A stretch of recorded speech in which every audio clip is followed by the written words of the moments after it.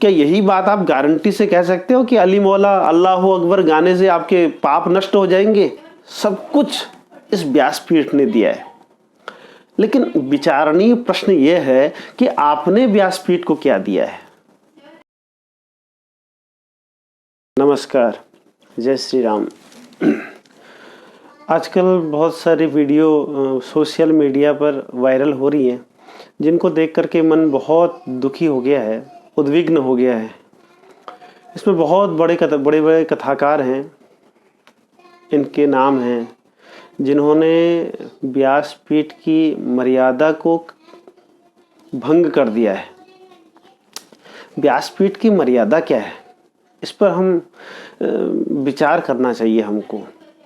व्यासपीठ की मर्यादा है, श्रीमद् भागवत में कहा गया, यथा हरो भगवत नाम भक्तिर भविष्यति सर्वात्मन्य खिलाधारी इति संकल्प वर्णयो।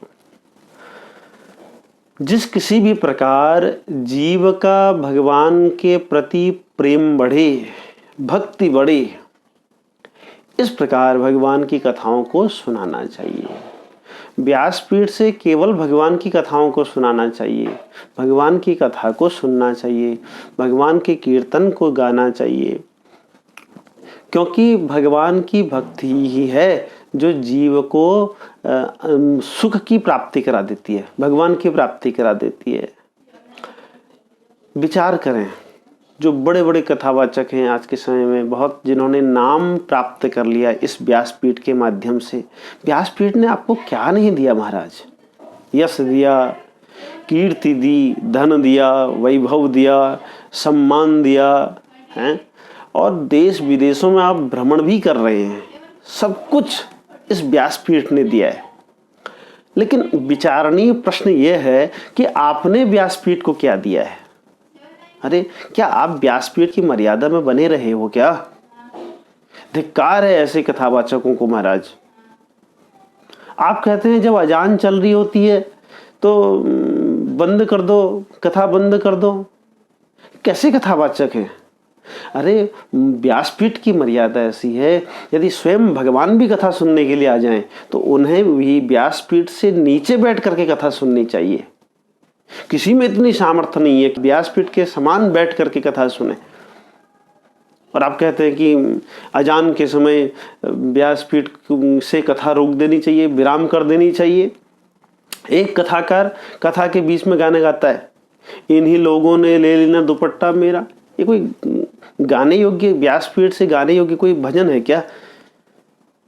है, गाते हैं डम डम डिगा डिगा। अरे, ये व्यासपीठ पवित्र व्यासपीठ है महाराज। तो इसलिए विचार करके और बड़ी पवित्रता से, बड़े प्रेम से जब आप व्यासपीठ पर विराजमान होते हो और आपको एक विषय दिया है कि आप राम कथा बोलिए, आपको एक विषय दिया है कि आप श्रीमद् भागवत जी की कथा बोलिए, आपको विषय मिला है कि आप शिव पुराण बोलिए, क्या इनमें दृष्टांतों की कमी है? इनमें श्लोकों की कोई कमी रह गई है क्या? हैं, जो आप शायरी बोल रहे हो, जो आप गाने गा रहे हो, क्या हमारे धर्म ग्रंथों में, शास्त्रों में ऐसे दिव्य श्लोक नहीं है क्या? क्या ऐसे बढ़िया गीत नहीं है क्या हमारे शास्त्रों में, जो आप उनको गा सकें, जो वक्ता ऐसा गा करके श्रोताओं को समझा सके? वक्ता का प्रथम लक्षण है दृष्टांत कुशलो धीरः। दृष्टांत देने में जो कुशल हो, जो समझाने में कुशल हो। और आप तो ये फूहड़ गीतों को गा करके लोगों का मनोरंजन करने के लिए बैठे हैं क्या? इस पर विचार कर लेना चाहिए महाराज। श्रोताओं को भी विचार करना चाहिए, आयोजकों को भी विचार करना चाहिए कि आपने कैसे कथावाचक को बैठाया है।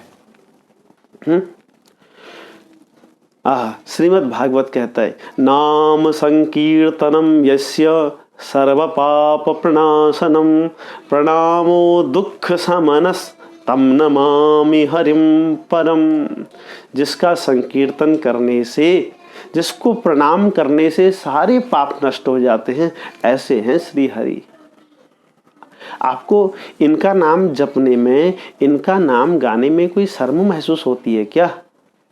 है क्यों? एक कथाकार कथा के बीच में अली मौला, अली मौला। अरे, भगवान का नाम, हजारों नाम भगवान के हैं उन नामों को छोड़ करके तुम ऐसे नाम गा रहे हो जो विधर्मी हैं, जो आपको काफिर कहते हैं, जो कहते हैं रमजान के महीने के बाद आपका सर काट देना चाहिए, मार देना चाहिए। और भगवान का नाम कितना पवित्र है महाराज। प्रविष्टः कर्णरंध्रेण स्वानाम भाव सरोरुहम धुनोति शमलम कृष्ण सलिलस्य यथा शरत। जब भगवान का नाम इन कानों से हमारे हृदय तक पहुंचता है तो हमारे हृदय के सारे विकारों को नष्ट कर देता है। क्या यही बात आप गारंटी से कह सकते हो कि अली मौला अल्लाह अकबर गाने से आपके पाप नष्ट हो जाएंगे? आप कह सकते हो गारंटी से? कोई प्रमाण दिखा सकते हो? क्यों? हम तो प्रमाण वेद को मानते हैं महाराज, हम प्रमाण पुराण को मानते हैं। वेद प्रणेतो धर्म अधर्मस्तद विपर्ययः। वेद ने जो कह दिया है वही प्रमाण है हमारे लिए। तो है हमारे धर्मशास्त्रों ने, आर्ष ग्रंथों ने जिन बातों को कह दिया हमारे लिए वही प्रमाण है। आप दिखा सकते हो कोई ऐसा प्रमाण? तो इसलिए महाराज भगवान का कितना सुंदर नाम है। मंगल भवन अमंगलहारी उमा सहित जेहि जपत पुरारी। भगवान शंकर माता पार्वती जी के साथ भगवान के जिन दिव्य नामों का स्मरण कर रहे हैं, भगवान के जिन नामों का चिंतन कर रहे हैं, क्या आपको भगवान की उन नामों पर विश्वास नहीं है?